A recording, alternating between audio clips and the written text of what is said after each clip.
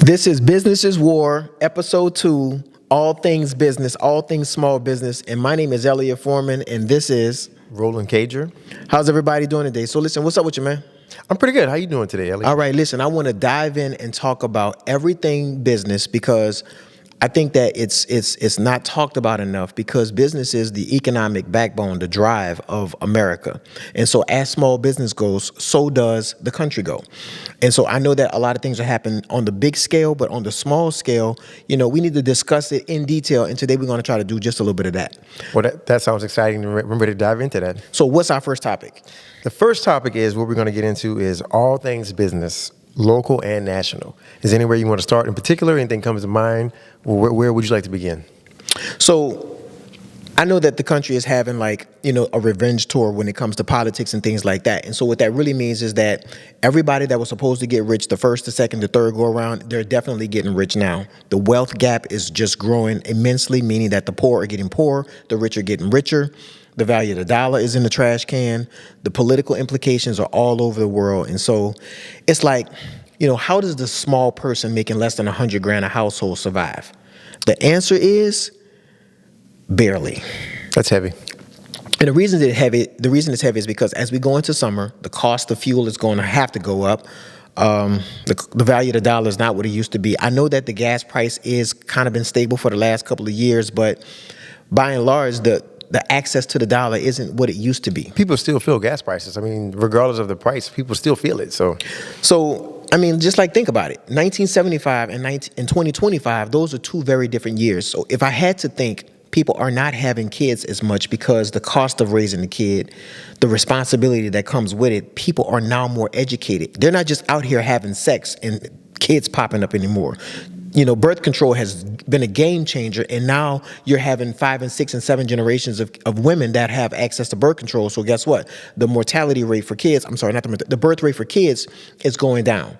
So if a 25-year-old woman wants to be active and a man isn't available to be a particular great partner for her, she has the option to just prolong childbearing or birth.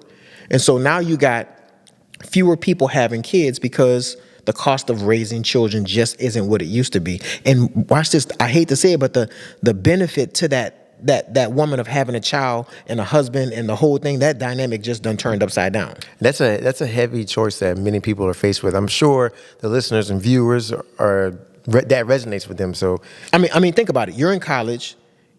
There's no more. Unless you're really Catholic and you're like Amish or something. You're in control of whether or not you get pregnant or not. So there's that part of it. And I know that Roe versus Wade just happened, but the reason I'm staying on the conversation of the choice to have a kid is because they're having that choice at a much more informed and a higher level. So nobody's out here having oops conversations. That's not a real reality when you're 21 and Plan Bs are available over the counter. Wow. Okay? Yes. Okay, and so the average household in America needs to have 2.5 kids in order to maintain the U.S. population. If it wasn't for the Latin population, then the U.S. population would be, underperforming considerably. Now, the value of the dollar, the number of people, the number of able-bodied working people entering into the job market, all these impacts are going to be, economic strains at some point. The baby boomers are getting older. They're not refilling Social Security like talking about it. This is the conversation that has to happen. So the country is changing. People are changing. Corporations are making major adjustments in order to, deal with the fact that access to the highest quality human capital isn't available. And I hear what you're saying about the cost of living and also the cost of taking care of people, whether you're talking about babies and also the elderly population. So I hear what you're saying about just the cost of things, the impact of the dollar, how people feel it, and it resonates with people on different levels. So who's going to take care of grandma? Yeah. Who's going to take care of grandma? If the kid is still in the basement, they haven't been able to springboard to a real career path. Let me give you something else to think about. You can look at a 60-year-old woman. She's had fewer jobs than her 26-year-old daughter or her granddaughter in some cases. Mm-hmm. And what that tells you is that jobs aren't keeping people long. The job turnover rate is just ridiculous. I think What do you think the reason is for the job turnover rate? Is it people change their minds? Is it the cost of living? Is it the unemployment rate right now is 4.2% today as of April 2025. That means that 4.2% of the U.S. population has filed for unemployment in the last employment cycle. That's 7.5 million people that do not have a job right now. And how many people don't have a job, aren't applying for a job, are entrepreneurs that don't really have a job that are hustling? I mean, it's rough out here. And so people need to be fully aware of just how rough it is, because when you're making big decisions about your life, you need to know whether or not you have a livelihood that can help you to sustain your life. And to just kind of do more of a deep dive into how rough it is out here on the state of small business, let's talk about real estate. Let's get into real estate. Let me ask you a question. Do you think that the same house on the same street that you were raised on is the same price that it was when you were born at a house? Case in point, like I keep saying 1975. The 1975 house compared to the 2025 house. The houses arguably are better, the materials are better, termite free, all the other stuff. So the houses and the quality of the house production did get better, but the cost of that same house per square foot has multiplied. Let me tell you. So in 2025, you buy a house. That same house will be considerably more, on an average, U.S. average, between 5 and 7% per year in value increase. So there is that dollar issue. So it's like, who can actually afford a mortgage right now? If you go to California, I know everybody staying in 3-bedroom houses for $1 million. That is a heavy question. I think people need to hear you say that one more time. Who can actually afford a mortgage right now in 2025? And how can you qualify for a mortgage if you've had 6 jobs and you're only 26? How can you honestly say that you are financially strong enough to be able to take a 30-year mortgage and you have had 6 jobs and you're only 26? And I'm saying 6 very nicely, because they got people who have had double that or triple that number, because we teach people, if you don't like something, just do something about it and change. So to continue down that path of topic of conversation, can you discuss funding options? Is there any options available for people, or how would you dive into that? So if you're a small business and you are making money, you know that the multiplication table is, if I get access to capital, I can make so much more money. Well, the problem with that is, who's going to take a chance on you if your business doesn't have years, tax returns, if it doesn't have time, which again, I keep telling people is one of the most important components of business, is time. Being successful this month and not successful for the next 3 months, there's the time. Being successful this year and not successful for the next 2 years, there's that factor. And so looking for resources to help you grow your business, to actually be able to borrow money now, it's not easy, because there's so many laws that protect you, but who's protecting the lender? And I mean, I'm playing devil's advocate there, because interest rates can be anywhere from 2 to 50% when it comes to actual funding capital options or more.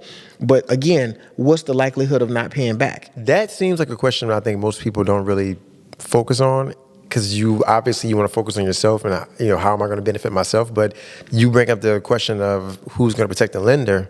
I don't think very many people think about that. Like, I'll bet you right now, if we just took and look at the debt sheet, the balance sheet of all the people around who have loaned money out, I'll bet you it's in the trillions of dollars that they are not going to get paid back. And they took and risked it all on businesses or people. I mean, we're talking about car defaults, even your cell phone default. Every time you jump from carrier to carrier and you don't pay your bill, that's debt. That's a default.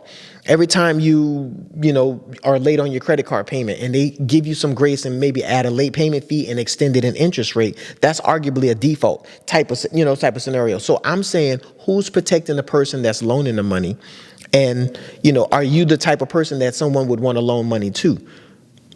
So, continuing down the path of getting your life started, how can you afford your life? Let's talk about kids getting out of college. What is the availability, or what options do you see for young adults, young people coming out of college today, and what options do they have in the state of America and the workplace for young people? I remember back in the day when we were in high school, there was career day. There were a trillion people showing up with nice little tables and tents, with pamphlets saying, "Hey, come work for here, or whatever. Come join this trade school or whatever." Including the military. Including the military. Yeah, listen. So now, if you're getting out of college, you got almost a six-figure debt sheet.